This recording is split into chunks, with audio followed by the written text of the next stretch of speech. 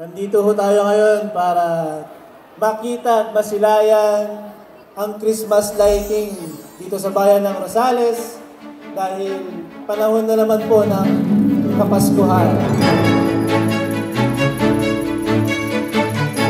Sa inyo po dito sa ating bayan ng Rosales, sa mga kababayan, para po sa inyo itong gabi na to, mag-enjoy po kayo, magsaya. Sa mga bisita po natin, welcome na welcome po kayo dito sa bayan ng Rosales. 3, 2,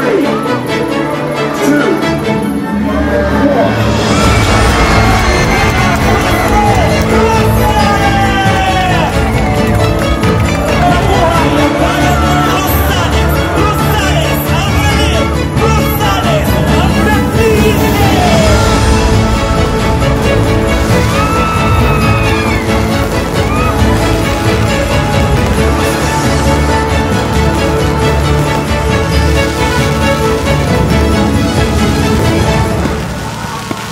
Nakakaasa po ho kayo na ipagpapatuloy at pagbubutihin pa ho namin ang pagbibigay serbisyo dito sa ating bayan ng Rosales.